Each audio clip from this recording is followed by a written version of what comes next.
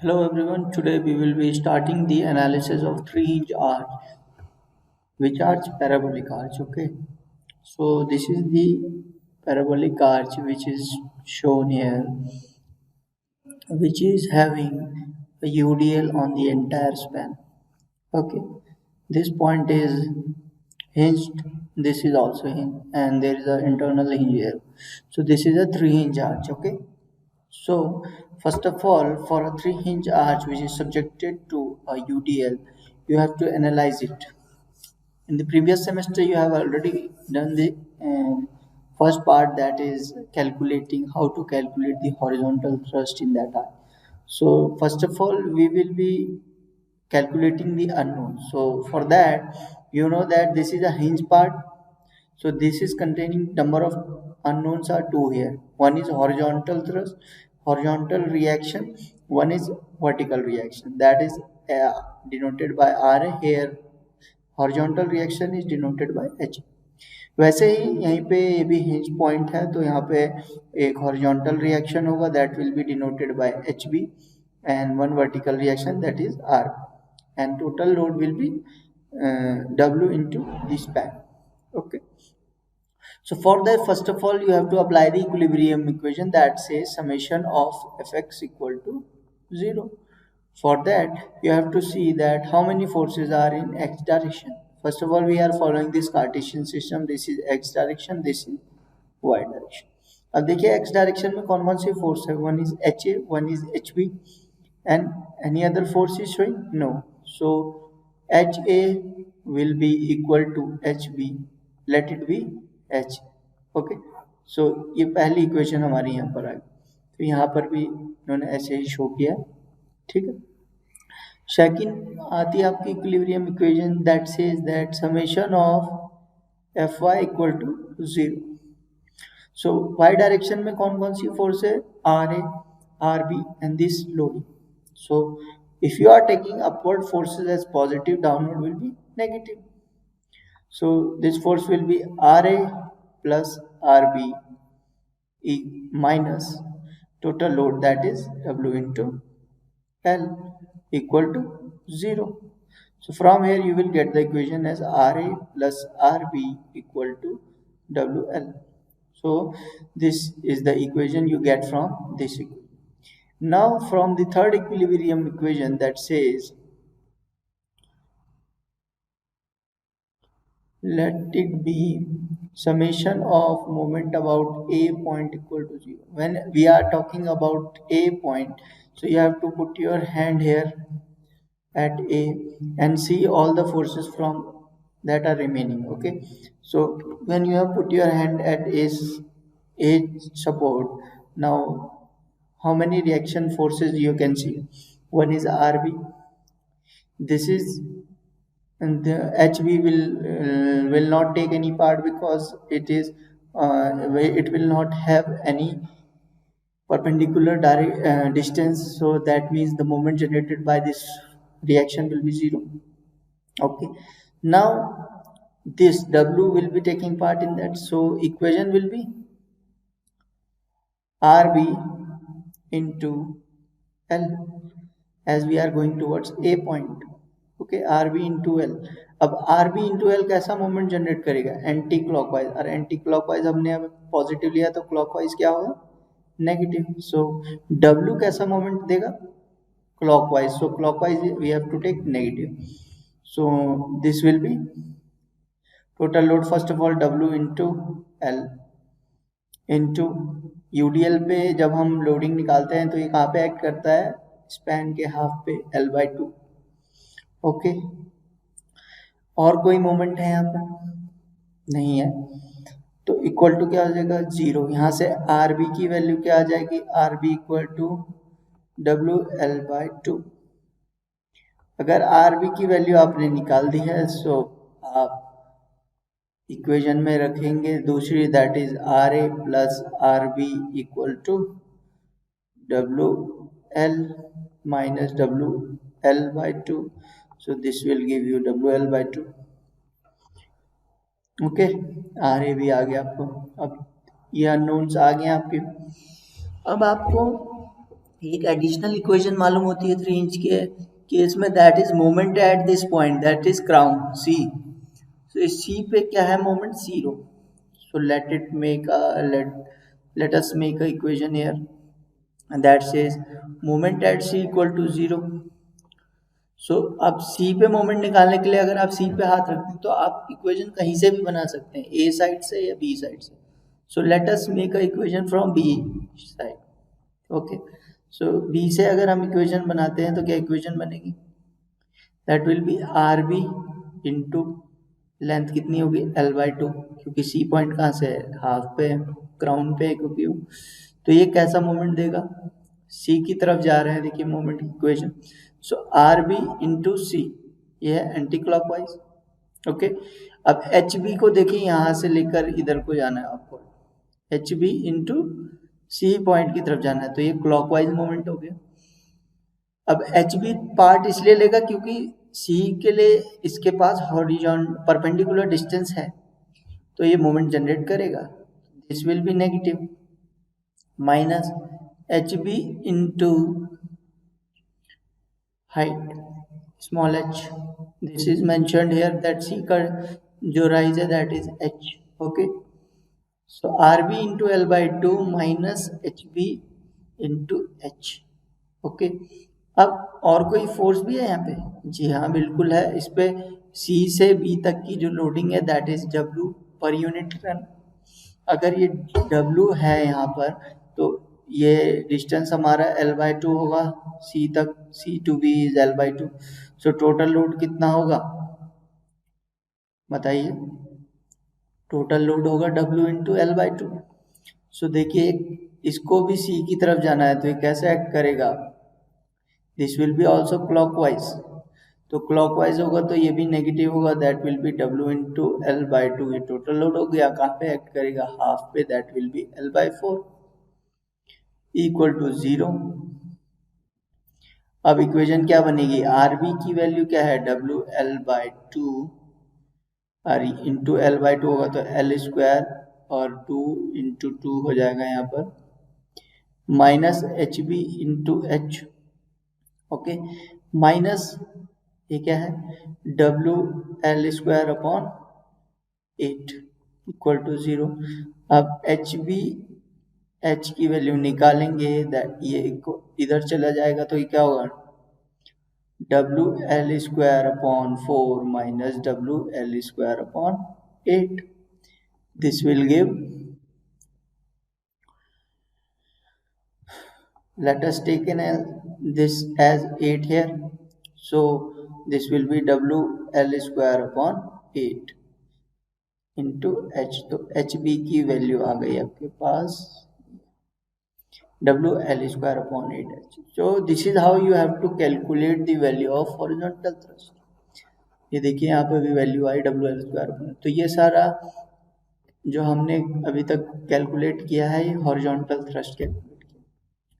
अब हमने कहा था यहाँ पे कि this is a 3 inch parabolic arch. अगर किसी भी अदर पॉइंट पे हमको ये बात निकालने के लिए कही जाए कि कितना होगा तो आप कैसे निकालेंगे, ये पैराबोलिक आर्च है तो इस पैराबोलिक के लिए यहाँ पे राइज y है, फॉर एग्जांपल किसी भी x डिस्टेंस पे मान लिया है, at x distance y rise होगा, तो उसके लिए equation of parabola will be y equal to 4h upon L² into x into L-x। तो ये इक्वेशन क्या है, पैराबोलिक इक्वेशन है, ये तो सेम रहेगी। अब हम बेंडिंग मोमेंट निकालेंगे, अगर उस पॉइंट पे बेंडिंग मोमेंट एट x अगर यहाँ पर निकालना है तो बेंडिंग मोमेंट एट x निकालूंगा मैं अगर, तो क्या होगा, ए से मेरे को जाना है, मैं बी इस पॉइंट पे क्या करूँगा, यहाँ पे हाथ लगाया मैंने, क्योंकि हम किस पॉइंट की बात कर रहे हैं, यहाँ पे राइज क्या है y है, यहाँ पे y है ये पूरी राइज, तो यहाँ पे मैंने पूरा हाथ से कवर किया तो मुझे ए पॉइंट से दिखेगी इक्वेशन। सो इक्वेशन क्या हो जाएगी, मोमेंट एट x अगर मैं निकालता हूँ किसी भी डिस्टेंस पे, that will be are A की value WL/2 into x। Okay, अब डिस्टेंस क्या है, x है, W/L R A into x हो गया, माइनस, अब देखिए हमारे पास कौन सी इक्वेशन है यहाँ पे, y के लिए हमारे पास इस हॉरिजॉन्टल जो रिएक्शन है इसके लिए हमारे पास राइज परपेंडिकुलर डिस्टेंस भी है, तो ये भी पार्ट लेगा एक्स डिस्टेंस में।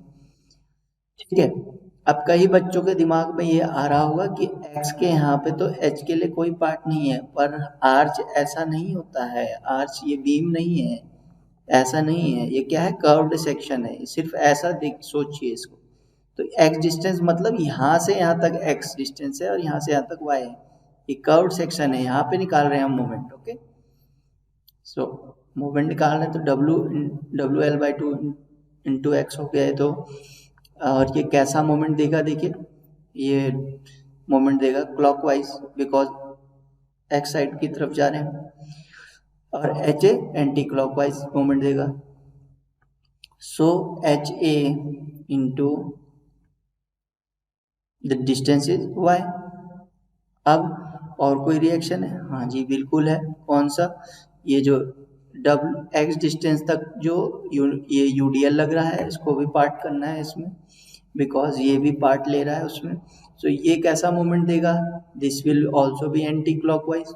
So minus W into x total load लगेगा, कहाँ पे एक्ट करेगा? x/2 पे। सो ये आ गया इक्वेशन कहाँ पे की? Moment at x। ठीक है, ये आ गया हमारी इक्वेशन। अब हम क्या करते हैं, अब हमारे पास ये वर्टिकल राइज क्या है? y है यहाँ पे। अब y के लिए हमारे को पैराबोलिक इक्वेशन मालूम है, that is y equal to 4h upon L square into x L minus x. ये इक्वेशन है, इसको यहाँ पर पुट करोगे, ठीक है, तो आपकी कुछ इक्वेशन ऐसे बन जाएगी। तो आप इसको अगर सॉल्व करोगे तो क्या होगा? This will be coming out to be 0।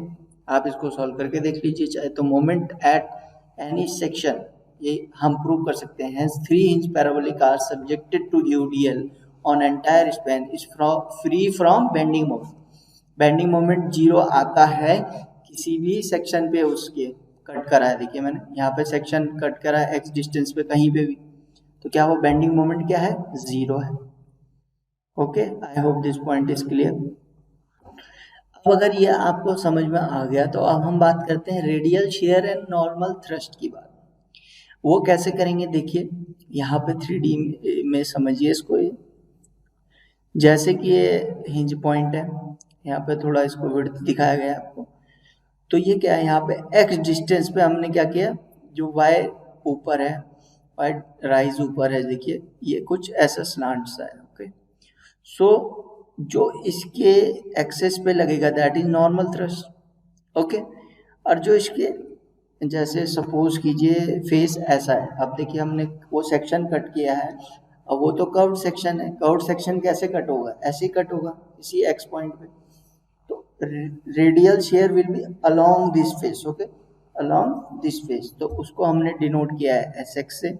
और जो नॉर्मली मीन्स परपेंडिकुलर लगेगा उस फेस के, तो that will B normal thrust. Okay, I hope अगर ये पॉइंट क्लियर हो। और उसी पॉइंट पे अगर हम हॉरिजॉन्टल रिएक्शन शो करें दैट इज HX, और वर्टिकल रिएक्शन शो करें दैट इज VX। अब इनकी वैल्यू कैसे कैलकुलेट करनी है वो देखिए। Radial share and normal thrust, अब x डिस्टेंस कट किया है, उसी पॉइंट पे हम क्या करेंगे, हमारे को सभी वैल्यूज मालूम है, दैट इज HA की वैल्यू होती है WL square upon 8H, RA की वैल्यू है WL/2 for this case we are talking about the UDL at entire span. So RA की वैल्यू है WL/2, ये हमें मालूम है। अब हमें क्या करना है? कुछ नहीं करना है, सिंपल इक्विलिब्रियम इक्वेशंस लगानी है। फर्स्ट लगाई हमने समेशन fx इक्वल टू 0, उससे हमारी वैल्यू आ जाएगी HA minus HX equal to 0। यहाँ पे देखिए HA इस तरफ जा रहा है, HX इस तरफ जा रहा है, तो HA minus HX equal to 0। यहाँ से HX की वैल्यू आ जाएगी, HX की वैल्यू सेम आ गई हमारी। ठीक है, तो हॉरिजॉन्टल रिएक्शन तो आ गया। अब y डायरेक्शन में देखिए summation Fy equal to 0, RA, अब टोटल लोड कितना है? W into x equal to क्या हो जाएगा? VX, बिकॉज VX भी नीचे की तरफ जा रहा है। ओके, ये दोनों क्या हो जाएंगे? आप इसको यहाँ पे ऐसे भी लिख सकते हैं इक्वेशन को, that is RA minus WX minus VX equal to 0। अब यहाँ पे इन्होंने क्या किया, VX को ऑलरेडी इधर रखा है, तो आप भी उधर अगर ले जाएंगे तो इक्वल टू के, तो क्या हो जाएगी? Equation same. So V X equal to R A minus W X, R A की वैल्यू तुमको मालूम है, that is W L by 2 minus W X. अब ये हमारी आ गई वर्टिकल थ्रस्ट की वाली। अब हमें निकालना है नॉर्मल थ्रस्ट और रेडियल शेयर। नॉर्मल थ्रस्ट और रेडियल शेयर के लिए हमें देखिए क्या करना है कि जो वर्टिकल वाला हमारा रिएक्शन है that is at an angle of, वो जो आर्च का फेस है उससे थीटा डिग्री एंगल पे है, ठीक है। अगर ये बात समझ में आ गई तो ये क्या है, थीटा डिग्री एंगल पे है। तो इसके दो कंपोनेंट बनेंगे, that is one is V x cos theta, ठीक है, और एक नॉर्मल डायरेक्शन में जाएगा that is V x sine theta. वैसे ही जो नॉर्मल थ्रस्ट है ये at an angle of theta है, किससे, हॉरिजॉन्टल थ्रस्ट से। तो एक इस डायरेक्शन में बनेगा that is an x cos theta, और एक इस डायरेक्शन में बनेगा दैट इज, आप इसको ऐसे बना सकते हैं एन एक्स, आपको एस एक्स और एन एक्स निकालना है। तो एस एक्स के डायरेक्शन में क्या होगा, दो कंपोनेंट बन जाएंगे, ठीक है। तो हम पहले निकालते हैं, देखिए radial share eight x x. Radial share मतलब ये एस एक्स की बात हो रही है। एस एक्स की बात करें तो हमने वर्टिकल वाला जो हमारा कंपोनेंट है उसको हमने दो कंपोनेंट किए, that is V cos theta. अब देखिए एच एक्स के यहाँ पे कंपोनेंट होंगे, सॉरी नॉर्मल थ्रस्ट के लिए ये हम बात करेंगे हॉरिजॉन्टल थ्रस्ट के, ओके। तो इसको यहाँ पे से इरेज कर देते हैं, एक मिनट,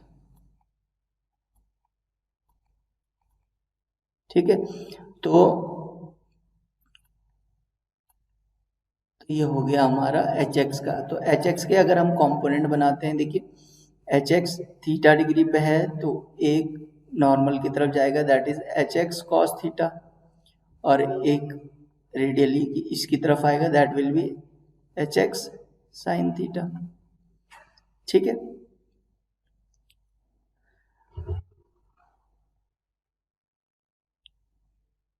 नहीं, ये देखिए ये टूवर्ड्स दिस साइड जा रहा है तो ये इसका डायरेक्शन अपवर्ड हुआ, ठीक है,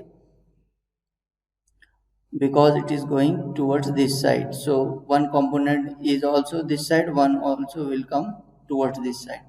तो देखिए अब अगर हम रेडियली बात करें एस एक्स की, तो एस एक्स के डायरेक्शन में देखिए एक ये कंपोनेंट है वी एक्स कॉस थीटा और एक ये है वी एक्स साइन थीटा। तो वी एक्स कॉस थीटा और एच एक्स साइन थीटा के कंपोनेंट बन गए हैं, और तो इक्वेशन क्या बनेगी, एस एक्स ये डाउनवर्ड जा रहा था, वी एक्स भी डाउनवर्ड जा रखा था, तो एस एक्स आप ले सकते हैं, इसको ऐसे भी लिख सकते हैं S X plus V x cos theta और minus H X sine theta equal to 0। आप ऐसे इक्वेशन भी बना सकते हैं, तो H X equal to H X sine theta minus V x cos theta. तो इक्वेशन ये भी बन सकती है। यहाँ पे आपको वैल्यूज रखनी होगी, वो एक तो आपको मालूम है v की वैल्यू दैट y की value that is 4h upon L square x into L minus x, okay. तो उसके लिए फर्स्ट ऑफ ऑल आप क्या करेंगे, इंटीग्रेट करेंगे उस इक्वेशन को, because y is equal to 4h upon L square x into L minus x. ये तो आपकी इक्वेशन है, बिकॉज आपको थीटा की वैल्यू चाहिए। So we know that tan theta equal to dy by dx। So यहाँ पे हम इसको इंटीग्रेट करते हैं dy बाय dx को, तो इसकी वैल्यू आ जाती है 4h L square L minus X 2x, sorry है L minus 2x, because x into X will be X square and X square derivative will be 2x। So ये इस तरह से आप इसको कर सकते हैं। अब आपको यहाँ पे वैल्यूज पुट करनी है, बट आप क्या करेंगे यहाँ पे dividing both the components and by suppose sine theta upon cos theta will be tan theta. तो उस तरह से आप इस इक्वेशन में पुट करेंगे, और अल्टीमेटली जब आप इसको सॉल्व करते जाएंगे देन रेडियल शेयर जो आपको वैल्यू आएगी दैट विल बी 0। आपको इसे कंपोनेंट बना के सॉल्व करना है just. Okay, now comes the normal thrust. Normal thrust के लिए भी हमारे पास दो कंपोनेंट है, वो हमने यहाँ पे देख लिया, that is one is nx, one is vx sin theta and one is hx cos theta. तो इस तरह से आप इसको कैलकुलेट कर सकते हैं, उसमें भी आपको वैल्यूज पुट करनी है और नॉर्मल थ्रस्ट की वैल्यू आपको बतानी है कि कितनी आएगी। This is your assignment. Okay, तो आई होप ये पॉइंट आपको क्लियर हो। इसमें कुछ नहीं किया है, बस कंपोनेंट बनाए हैं, इक्विलिब्रियम इक्वेशंस में रखा है और सिर्फ सॉल्व किया है। Okay, thank you very much.